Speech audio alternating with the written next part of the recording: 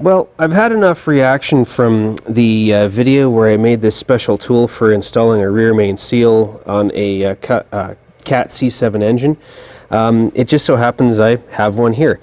This is a transplant. It's a used engine going in another truck, and as you can see, the rear main seal is actually starting to leak on it. So we're going to fix this before it goes in the truck because we don't want to come back or have to yard it out before necessary. So what we're going to do is we're going to remove the old seal first. Now this one here, I'm looking around the edge and it doesn't have the extra wear sleeve that the new one does. So here's our new seal, and you can see that wear sleeve in there.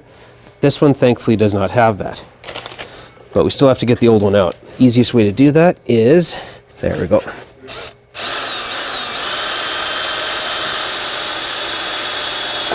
There. So take our sheet metal screw, drill the hole just slightly smaller than the size of the threads. It's about the same size as the shank. Just need to get it in there so it bites. Then I like using a pair of 90-degree pliers, needle nose pliers. You see where I'm grabbing on the back side there, or not grabbing on the, just pushing on the face of the crankshaft flange. Need something a little thicker to pry against here now, just to give me a different fulcrum angle. There we go. There's our old seal.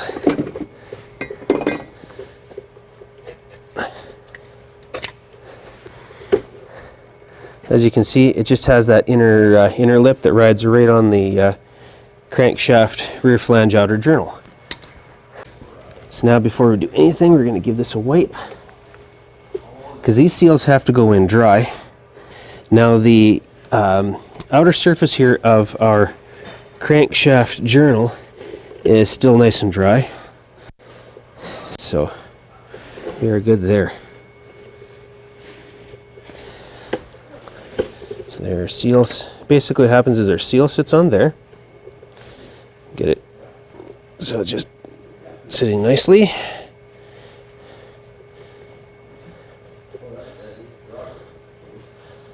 Try to get it reasonably square. Yeah, there we go. Take these studs, and this little hole here, that one that, well, yeah, next to the aeration or balance hole, that hole has to go over that dowel. So as it sits like that, I got to put a stud in here, and one there, there, and there.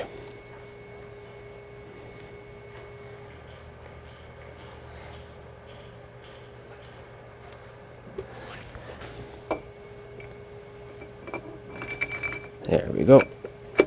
So that slides over there. That little pin will come through there.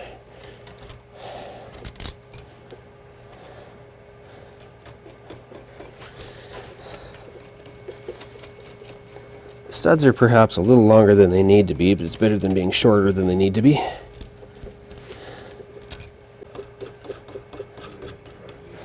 All right. Should be reasonably square there.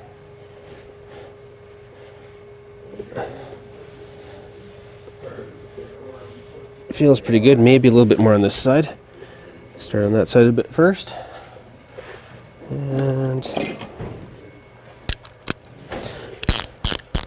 because by the time we get in there, the inner surface of this tool registers as to where the seal eventually finds its happy home.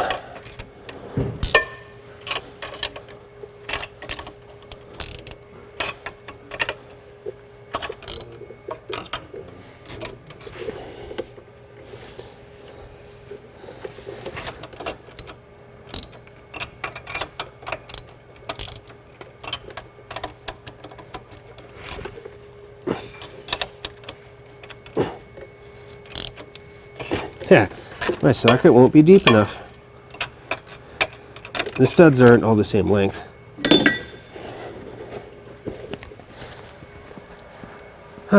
Might shorten those studs.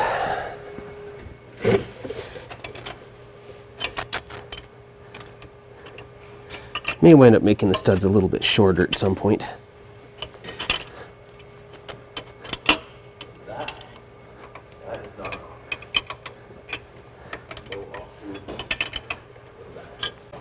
So yeah, just basically slowly work it in like this. Feel your way around, make sure it's going in reasonably square.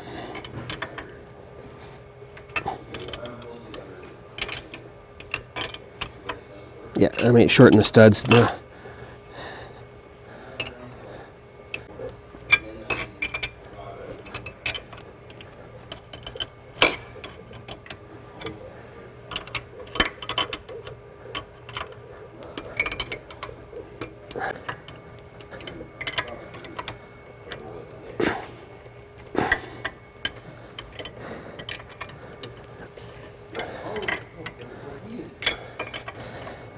All right.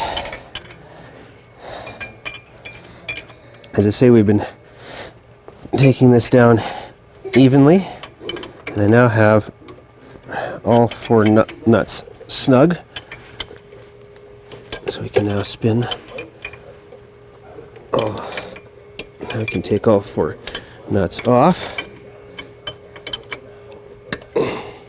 Yeah, I think I may be shortening these studs so you can use a socket on it.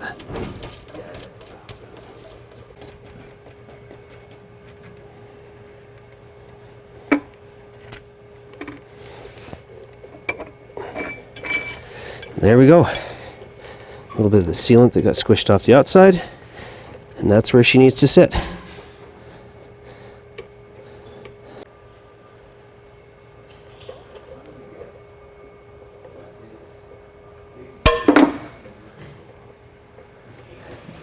But yeah, so the reason for the various steps in here, this outer one pushes against the main seal body itself, and then you wind up with this bit of a step here.